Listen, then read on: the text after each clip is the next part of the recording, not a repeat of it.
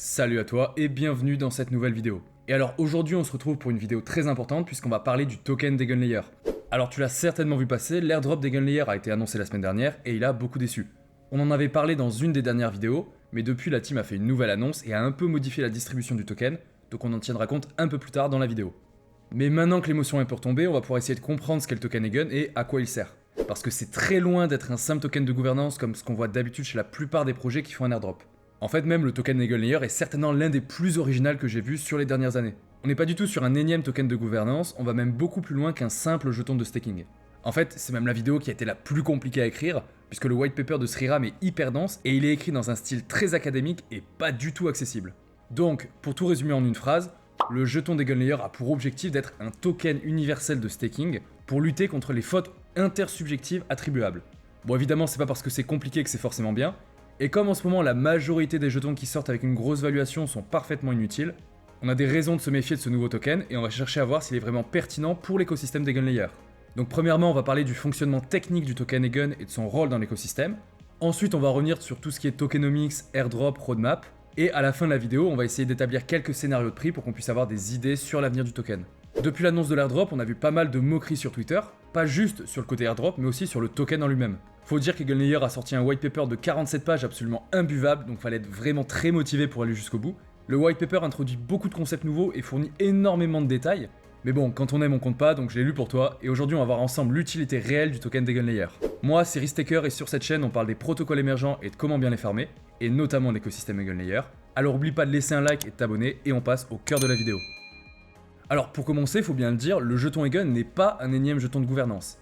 Quand un projet sort un jeton qui sert uniquement à faire de la gouvernance, généralement on sait que c'est uniquement pour faire plaisir à ses investisseurs initiaux, et même si ça n'empêche pas des tokens comme ARB ou OP de valoir des milliards, ça reste assez médiocre. Là, le jeton d'Eigenlayer va avoir un rôle de gouvernance informel auprès de la fondation Eigenlayer, mais il va également avoir une utilité au sein même du protocole via certains mécanismes de staking.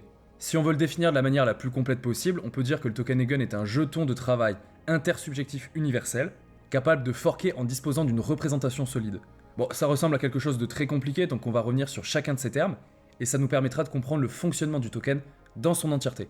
Déjà, comme on le disait, le jeton Eigen est un jeton de travail intersubjectif. Alors, jeton de travail, ça veut simplement dire qu'il va pouvoir être staké pour effectuer un travail. C'est un jeton de staking comme l'Ether ou le BNB. On parle de jeton de travail et pas de jeton de staking parce qu'on n'a pas le côté gouvernance formelle qu'ont la plupart des tokens de staking comme l'Atom, avec un front-end de référence, avec des propositions sur lesquelles on va pouvoir voter, avec la possibilité de déléguer son pouvoir de vote, tout ça. Mais si t'as envie, tu peux parfaitement dire que le jeton Eigen est un jeton de staking, en fait ça revient exactement au même. Mais bon, pour le côté intersubjectif par contre, c'est un peu plus compliqué. Pour bien le comprendre, on va reprendre la catégorisation des fautes qui a été définie par Eigenlayer. Ils ont défini deux types de fautes. En gros, les blockchains sont très bonnes pour détecter et punir les fautes objectives, comme la double dépense dont on parle beaucoup sur Bitcoin, ou le fait de signer une transaction avec la mauvaise clé privée, ce genre de choses. Ça, ce sont des fautes objectives, des fautes mathématiques pour lesquelles on peut produire une preuve mathématique, et donc qui sont vérifiables on-chain. Les fautes intersubjectives, par contre, ce sont des fautes que les blockchains ne parviennent pas à détecter comme étant des fautes, mais qui sont bel et bien des fautes pour n'importe quel observateur extérieur rationnel. Comme par exemple un oracle qui dirait que l'Ether vaut 2 $ aujourd'hui. Ethereum lui-même ne serait pas capable de considérer que ce prix est une faute, alors même que pour tous les observateurs du monde, c'en est évidemment une. L'Ether ne vaut absolument pas 2 $ aujourd'hui. Comme on l'a dit, les blockchains savent très bien se défendre contre les fautes objectives, donc si tu essaies de faire passer une transaction frauduleuse sur Bitcoin ou sur Ethereum, elle se fera vite repérer. Par contre, généralement, elles savent pas le faire contre les fautes intersubjectives. En soi, c'est pas un problème, et c'est même voulu pour solidifier la blockchain et pour rendre son fonctionnement le plus indépendant possible du monde extérieur, en évitant d'importer des conflits externes. Pour mieux comprendre tout ça, je t'invite à lire l'article Don't Overload Ethereum Consensus de Vitalik, c'est très bien expliqué. Donc le restaking offre une bonne protection contre les fautes objectives. On l'a déjà vu plusieurs fois, lorsqu'un validateur commet une faute objective, un smart contract sur Ethereum va s'en rendre compte et va pouvoir slasher les restakers qui lui ont délégué des fonds.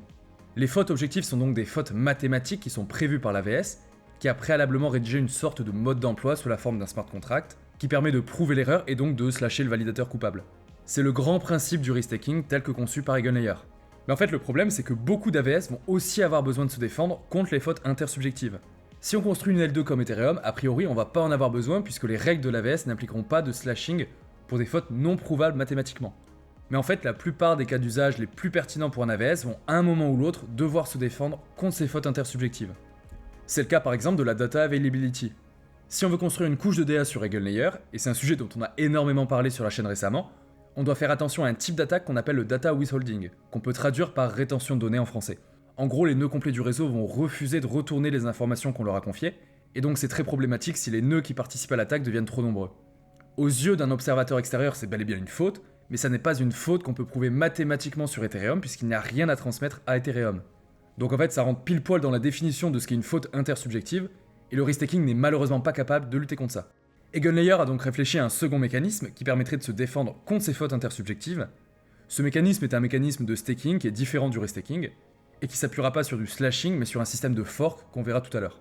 Alors instinctivement, on pourrait décider d'utiliser aussi des Ethers pour ce deuxième mécanisme, mais ça pose en fait un grave problème de sécurité pour Ethereum. On en revient encore une fois à ce même papier de Vitalik, mais on veut pas soumettre Ethereum à des pressions extérieures. Si on slash des Ethers de manière arbitraire, puisque par définition le slashing intersubjectif est un slashing arbitraire, même s'il est juste, alors on permet qu'Ethereum soit parasité par des écosystèmes, des communautés et des intérêts étrangers à Ethereum, ce qui à terme peut entraîner des forks et un affaiblissement de la communauté. Donc en fait on est plus ou moins obligé de trouver un autre token à stacker, donc un token qui soit si possible suffisamment stable au niveau du prix, qui soit fortement capitalisé et qui ne dépende d'aucun acteur extérieur à EigenLayer. Et pour ça, tu l'as compris, on n'a pas d'autre choix que de créer le token Eigen. Donc pour résumer ce qu'on a vu jusque-là, on a deux catégories de fautes, et pour ces deux catégories de fautes, EigenLayer met en place un mécanisme de défense différent.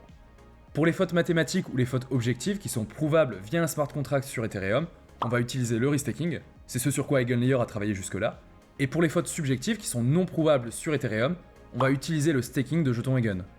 Bon, si t'as compris jusque-là, en fait t'as compris le plus dur, le reste, normalement ça va aller. Pour revenir à notre définition d'origine, le token Eigen se veut universel.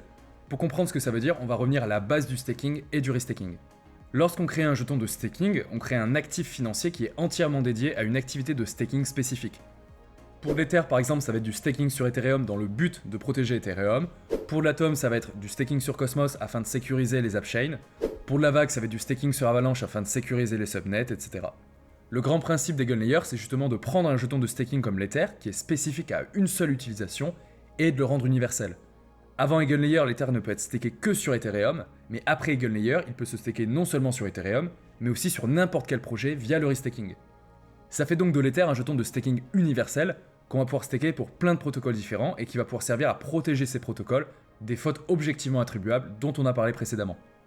Et donc tu le vois peut-être venir, mais le token Eigen souhaite lui aussi devenir un jeton de staking universel, qui cette fois-ci protégera les protocoles des fautes intersubjectivement attribuables. Donc EigenLayer fait de l'Ether un jeton de travail objectif universel, et il crée le Eigen qui lui sera un jeton de travail intersubjectif universel. Mais bon, pour pouvoir jouer son rôle de jeton de travail et donc pour pouvoir punir les opérateurs malicieux, le jeton Eigen doit mettre en place un mécanisme de slashing, et c'est ce qu'on va voir tout de suite. Bon alors, je parle de mécanisme de staking parce que généralement c'est ce qu'on utilise et c'est le terme qui va parler à tout le monde, mais en fait on va pas avoir de slashing à proprement parler pour le jeton Eigen.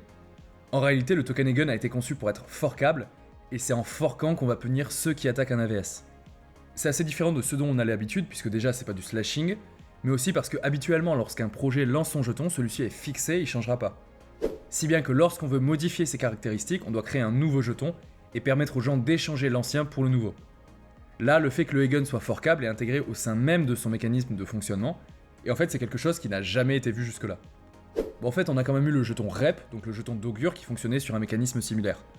En gros, Augure permettait de parier sur des prix futurs, et le REP forquait pour punir ceux qui avaient perdu leur pari.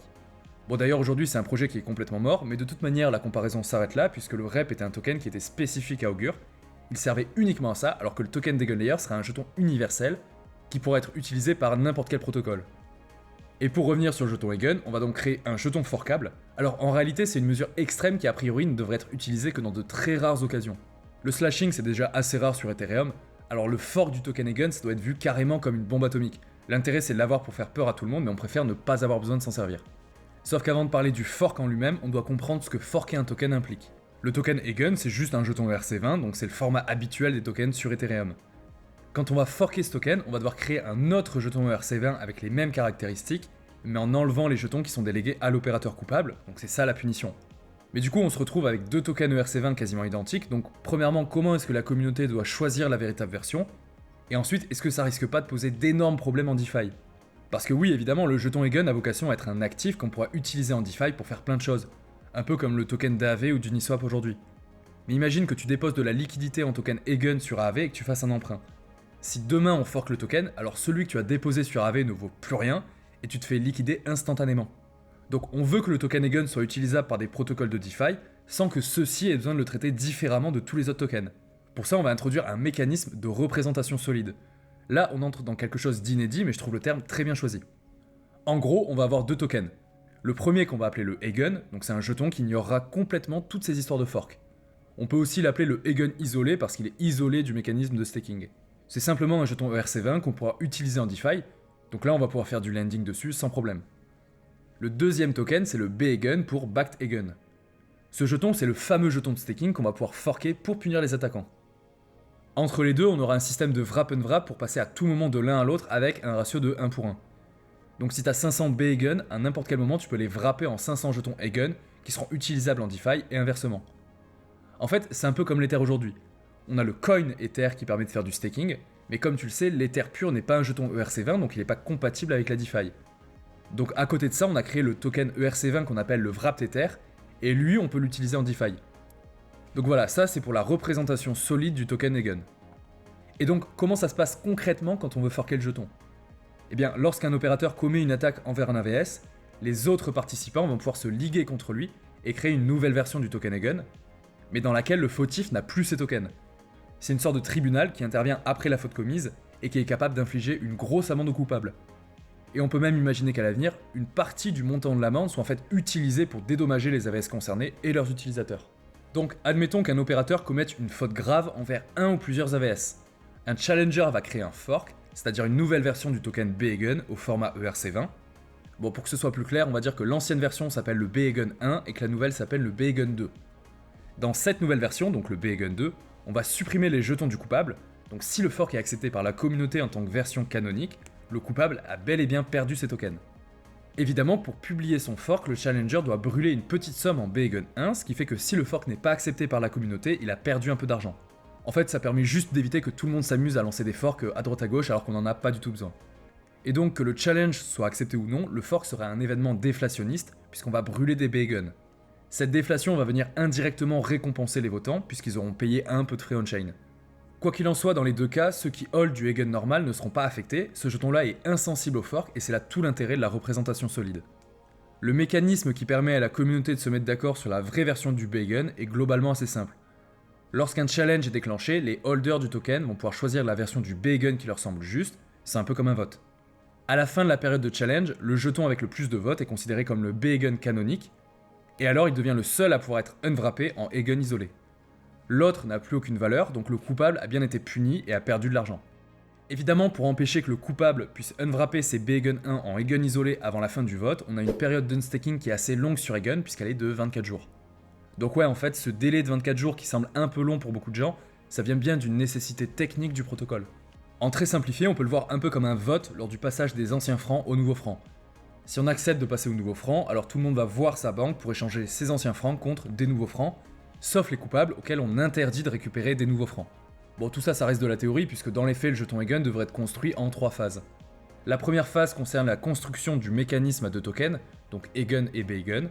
La deuxième phase permettra d'offrir cette représentation solide au Eigen isolé, et donc d'activer les forks sur le B-Eigen.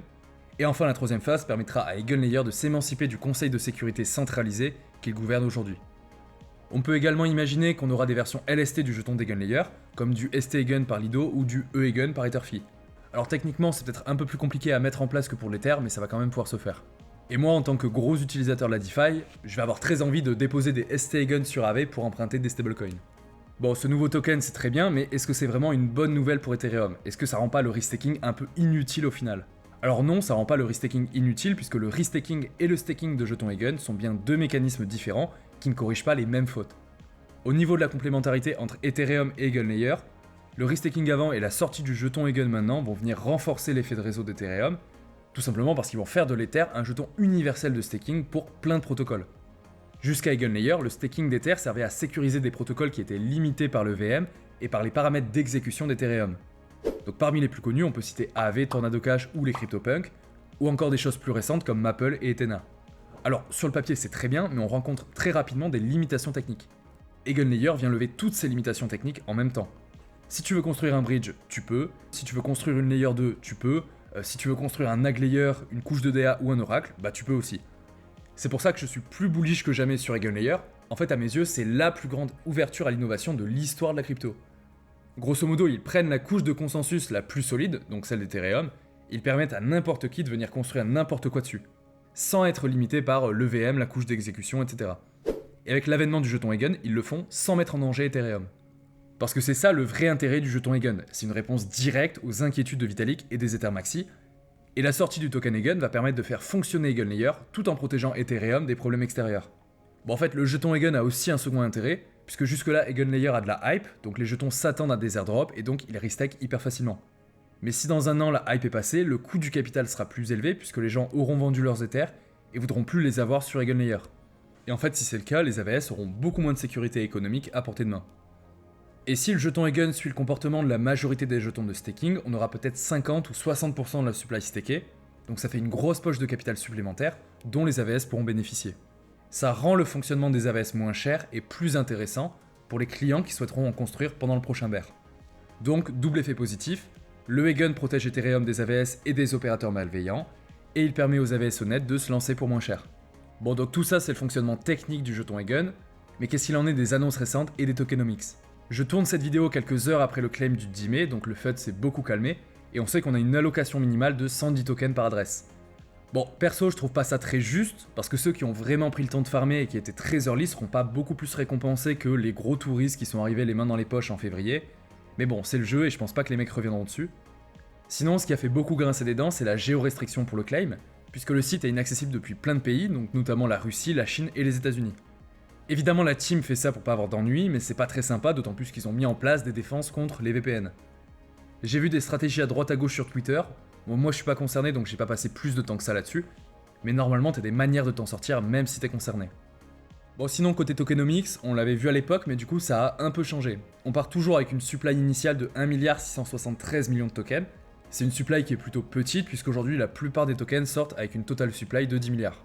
Côté répartition, on a 25,5% pour la team, 29,5% pour les VC, 15% pour les airdrops et 30% supplémentaires pour tout ce qui va être initiative communautaire, recherche et développement, peut-être du liquidity mining ou des RPGF à l'avenir, ce genre de choses. Les allocations de la team et des VC sont bloquées un an après que le token soit vendable, avec en vesting 4% de leur allocation qui sera libérée chaque mois. Donc attention, ça veut dire que fin 2025, on devrait quand même avoir une grosse inflation sur le token. Les 30% qui sont alloués à la communauté et à la R&D sont les plus flous. Pour le moment, la team contrôle ces jetons, mais on ne sait pas comment ils seront utilisés, ni si nous, en tant que détenteurs du token Eigen, on aura notre mot à dire dessus. Sinon, côté airdrop, nous c'est ce qui nous intéresse le plus, on a 15% du total supply qui est réparti en 3 saisons d'airdrop. La première saison s'achève avec un snapshot le 15 mars dernier. Elle est séparée en 2 phases avec en phase 1 les points gagnés normalement en holdant des LRT sur son wallet, en déposant des LST sur Eigen ou en restackant nativement. Durant la phase 2 qui devrait arriver d'ici un mois, on aura les récompenses liées aux points gagnés via des stratégies plus complexes comme Pendle, Gearbox ou Fluid. Donc pas d'inquiétude si tu as participé à Pendle mais que tu n'as pas beaucoup de tokens, les autres vont arriver un peu plus tard. Bon, par contre, les utilisateurs de Pendle ne sont pas officiellement pénalisés, mais ils ne toucheront pas les 100 tokens bonus. Ça a énormément râlé sur le Discord quand les gens s'en sont rendus compte. Personnellement, je trouve cette histoire de 100 tokens bonus très néfaste, et en plus, ils communiquent très mal dessus. En fait, les gars donnent plein de jetons gratuits à plein de petits portefeuilles qui vont les dumper, et en plus, ils le font mal en choisissant arbitrairement qui a droit et qui n'y a pas droit. C'est vraiment pas terrible, je trouve. Bref, on aura ensuite 2 autres saisons, mais on n'a pas beaucoup d'infos là-dessus. On sait juste que pour les prochaines saisons, on n'aura pas de montant minimal, donc c'est pas une bonne idée de disperser des fonds sur 50 wallets pour les saisons suivantes. Sinon, au lancement, on aura 6,6% de la supply totale initiale en circulation, ce qui fait un peu plus de 110 millions de tokens pour commencer. Ce qui a aussi fait beaucoup grincer des dents, c'est le fait que le jeton ne sera pas transférable au début. Bon alors, j'ai pas vraiment trouvé de justification technique à ça, j'imagine que c'est surtout pour éviter de sortir un jeton quand le marché est morose, et aussi pour pouvoir construire tranquillement sans se mettre la pression d'un token directement sur les épaules. Officiellement, c'est pour se laisser plus de temps pour recevoir des retours de la commu, et pour que tout le monde prenne le temps de comprendre les implications du staking. Bref, c'est pas hyper convaincant, en tout cas la fondation Eigen veut que le token soit vendable dans des délais qui soient raisonnables, a priori ça devrait se faire avant le 30 septembre. Avec un peu de chance, le marché reprendra des couleurs à la rentrée, et on sera plutôt bien niveau prix. Également, faut savoir que c'est un token qui est sans supply max, un peu comme l'Ether. On a juste une supply totale initiale, mais on sait pas encore comment va fonctionner l'inflation, ni si on en aura vraiment une, pour ça faudra suivre l'actualité du projet. Donc là maintenant tu peux aller réclamer tes jetons sur le site de la fondation, je te mets le lien officiel dans le commentaire épinglé de la vidéo. Le claim est ouvert du 10 mai jusqu'au 7 septembre, donc on a largement le temps. On va attendre que les frais soient plutôt bas pour aller réclamer et staker nos tokens. Comme on l'a vu plus haut, la durée d'unstaking est de 24 jours, donc c'est quelque chose à prendre en compte si tu souhaites vendre tes jetons à leur sortie début octobre. Et en parlant de vendre ces tokens, on va passer au moment opium de la vidéo puisqu'on va faire quelques scénarios de prix. Alors moi je suis pas du tout trader et je lis pas l'avenir, mais là le token tourne entre 6 et 8 dollars en pré-market sur Aevo et sur Wells Market. En réalité je trouve ça assez faible. Au lancement pour l'instant on aura 110 millions de tokens, donc environ 6,6% de la supply totale. Avec un prix de 8 dollars par token, ça nous fait une FDV de 13 milliards et une market cap de moins de 1 milliard. Alors pour référence, Celestia aujourd'hui c'est 1,7 milliard de market cap et 10 milliards de FDV. Et en février c'était quasiment le double de ça avec plus de 3,2 milliards de market cap et quasiment 20 milliards de FDV. Et Eigenlayer c'est beaucoup plus gros que Celestia. EigenDA c'est l'équivalent de Celestia, mais à côté de ça on a toute la partie restaking, AVS et staking intersubjectif. Et on verra très certainement une mode du staking d'Eigen dans l'intention de toucher des airdrops. Donc même si 8 dollars c'est pas un prix horrible, ça m'étonnerait pas qu'on monte énormément dès que le marché ira mieux. Moi tu me connais, je suis giga bullish sur Eigenlayer depuis longtemps, donc j'ai pas de problème à voir le token à 20 ou 25 dollars d'ici 2025. Et ensuite évidemment, si on a une phase d'euphorie, personne ne sait où ça peut s'arrêter. Je suis bullish parce que Eigenlayer, c'est déjà de la tech qui résout un vrai problème, mais en plus il y a vraiment un intérêt énorme de la part des développeurs et des builders. Là récemment, on a une annonce d'Espresso et de Polygon qui vont travailler ensemble sur l'Aglayer de Polygon. Donc ça veut dire que la plus grosse innovation de Polygon sur les dernières années va utiliser Eigenlayer. C'est encore un exemple de la lame de fond qu'est Eigenlayer. En fait, plus ça va, plus je le vois comme le plus gros projet de ce nouveau cycle. Du coup, je réfléchis à acheter du token sur Wells Market. Si ça te dit qu'on fasse ça en vidéo, je te laisse me le dire dans les commentaires. Bref, qu'est-ce que t'as pensé de cette vidéo? Dis-le moi dans les commentaires. En tout cas, j'espère qu'elle a pu t'apprendre des choses sur l'utilité du jeton Eigen. Là, je finis d'enregistrer le lendemain du claim, donc dès que j'ai terminé, je vais aller staker mes Eigen, ça va être sympa. Ma stratégie perso, c'est que j'en garde un quart sur mes wallets pour vendre au listing si jamais ça explose par manque de liquidité. Actuellement, t'as 25 millions d'Eigen qui sont stakés sur Eigenlayer, donc pour une supply de 110 millions, ça fait qu'on aura 85 millions de jetons Eigen au lancement. Ça peut créer un choc de liquidité qui va profiter aux gens comme nous qui souhaitent vendre à un prix plutôt élevé. Et je stake les 3 quarts restants si jamais c'est un critère d'éligibilité à un autre airdrop, mais franchement j'y crois pas trop. J'en profite pour le dire, si jamais vous avez des idées de vidéos, n'hésitez pas à les mettre dans les commentaires ou à me les envoyer sur Discord. Je pense pas à tout, donc c'est bien d'avoir des avis extérieurs. Si t'as aimé la vidéo, évidemment oublie pas de la liker et de t'abonner. Ici on parle très souvent d'Eigenlayer, donc comme ça tu rates aucune vidéo. En attendant, j'espère que cette vidéo t'a plu et je te dis à bientôt dans la DeFi. Salut!